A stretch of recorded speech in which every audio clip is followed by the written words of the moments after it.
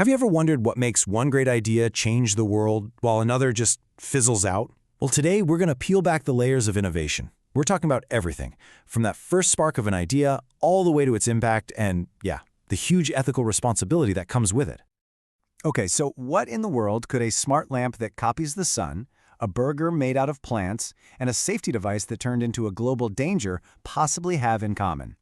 The answer, for better and sometimes for worse, is innovation. And by the time we're done here, you'll see exactly how they're all connected. All right, first things first. The word innovation gets thrown around constantly, right? But what does it actually mean? Before we dive any deeper, let's get on the same page and set a clear foundation. So here it is. The key thing to get is that innovation isn't just about having a single brilliant idea. No, it's the entire process. It's about making an improvement, actually getting it out there to the people, and, this is the most important part, genuinely making our lives better. Think about this for a second. It shows a massive shift in what makes our economy tick. 300 years ago, it was all about land and physical work.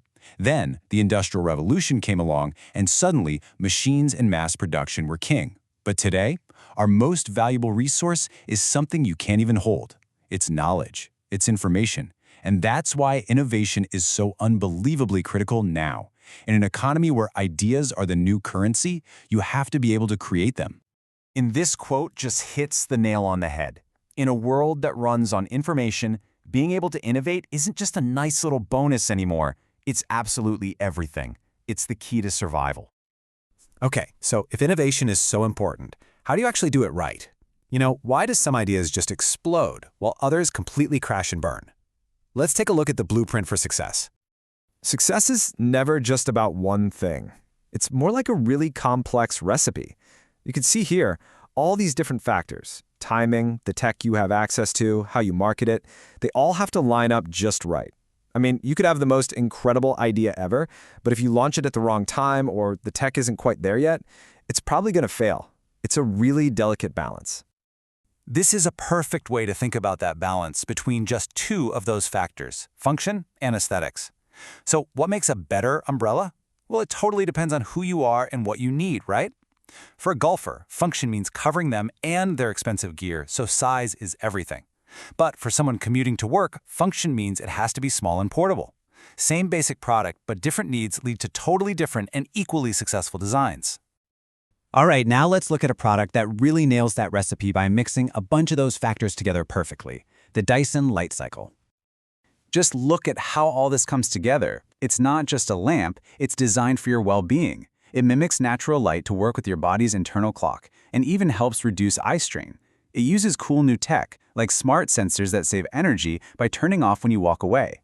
And get this, it has advanced cooling so the LEDs can last for 60 years. This thing is just a masterclass in balancing all those different pieces of a successful innovation. But here's the thing. Innovation never happens in a bubble. Every single new product, every new idea sends ripples out into the world. And as we're about to see, those ripples can be amazing, or they can be incredibly destructive. Let's take Snapchat. For you as an individual, it's an amazing way to keep in touch, right? But it also opens the door to feeling like you're on call 24/7 and potential loss of privacy.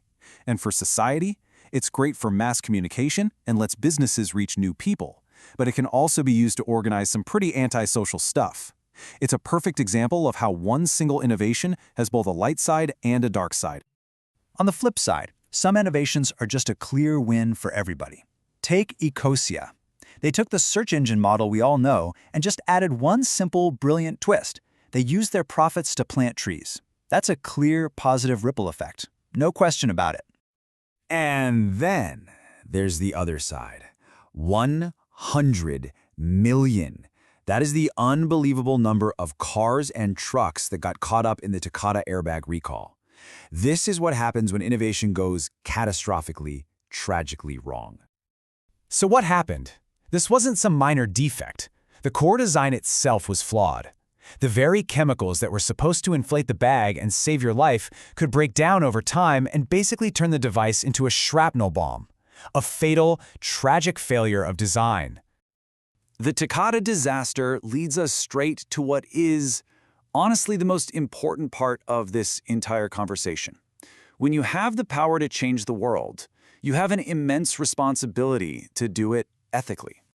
One of the key tools for this is something called a life cycle analysis. It forces designers to think about a product's entire journey, from the moment its raw materials are pulled out of the earth, its cradle, all the way to when it gets thrown away, its grave. The big goal is to shift from that cradle-to-grave model to a cradle-to-cradle one, where a product's parts can be recycled forever into something new, getting rid of waste entirely. And here are those stages laid out. Responsible design means you are thinking about the impact at every single step. From the pollution created getting the raw materials, to the fuel used to transport it, to the waste from its packaging. It's about the whole system, not just the shiny product on the shelf. And the questions they have to ask get really tough, really fast. Is it worth using a cheaper material if it was made with exploited labor? If I design this product to be super convenient, am I also encouraging a culture where we just use something once and toss it? These are not easy questions, but an ethical designer has to ask them. And believe me, ethics get even crazier in the digital age. This is the classic trolley problem, but for a self-driving car. If a crash is about to happen and it can't be avoided, who does the car save? The group of pedestrians or its owner inside? Who gets to write the code that makes that literal life or death decision? There are no easy answers here, but someone has to choose. So, after all of this, the good, the bad, the ethically mind-bending, where does that leave us? Well, the last piece of this big puzzle is figuring out how it all connects back to you. Here it is. This is the most important takeaway. You are not just a passive bystander in this whole story. Every single time you buy a product, you are casting a vote. You're supporting that company's design choices, their ethical standards, and their vision for what the future should look like. Think about it. The phone in your pocket, the chair you're sitting in, the app you just opened. Every single thing around you is the result of 1,000 choices. Choices about how it works, what it's made of, its impact, its ethics.